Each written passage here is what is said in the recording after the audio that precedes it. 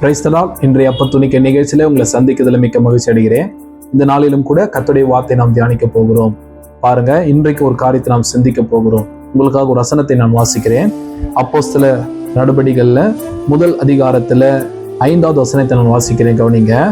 ஆகையால் நீங்கள் எருசலேமை விட்டு போகாமல் என்னிடத்தில் கேள்விப்பட்ட பிதாவின் வாக்குத்தத்தம் நிறைவேற காத்திருங்கள் என்று கட்டளையிட்டார்.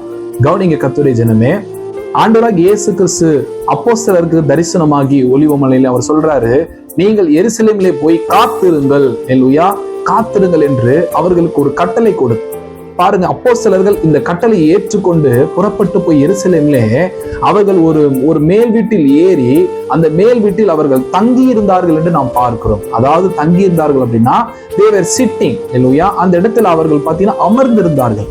அவர்கள் போய் எந்த ஊழியத்தையும் செய்யல, அல்லேலூயா.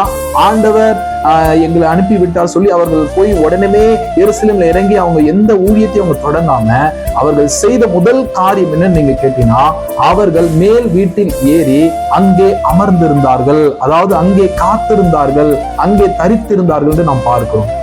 இப்படி அவர்கள் அமர்ந்து இருந்த போது என்ன நடந்தது கேட்டீங்கன்னா, அப்போஸ்தலர் 2வது அதிகாரத்துல நாம் பார்க்கிறோம், பரிசுத்த ஆவியானவர் இறங்கி வந்து அவர்கள் மேல் அமர்ந்தார் என்று நாம் பார்க்கிறோம். அல்லேலூயா.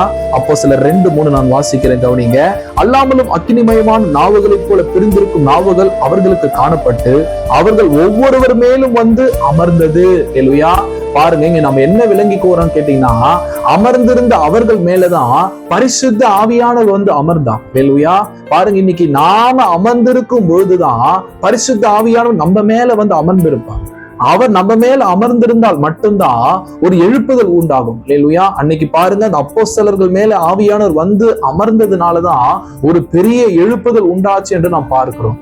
இன்னைக்கு நம்முடைய தேசத்துல ஒரு பெரிய எழுப்புதல் வரணும் அப்படின்னா தேவ ஊழியர்களும் கர்த்தருடைய பிள்ளைங்களும் நாம் அநேக நேரங்கள்ல கர்த்தருடைய சமூகத்துல நாம் அமர்ந்திருந்து ஜெபிக்கிற பழக்கம் நமக்கு வரணும். அல்லேலூயா. அதனாலதான் நாம் சிட், அல்லேலூயா, உட்காரு என்கிற தலைப்பில நாம் தியானித்து வருகிறோம். ஆகினால் இந்த காலை நேரத்தில் இந்த வார்த்தையை ஏற்றுக்கொள்ள கர்த்தருடைய பிள்ளைங்களே, நீங்க புறப்பட்டு போய் ஆண்டுடைய சமூகத்துல அமர்ந்திருங்க. கர்த்தருடைய ஆவியானவர் உங்கள் மேல் அமர்ந்திருப்பார். அல்லேலூயா. உங்களை கொண்டு கர்த்தர் பெரிய காரியங்களை தேசத்துல செய்வார். கர்த்தர் தாமே உங்களை ஆசீர்வதிப்பாராக. ஆமென்.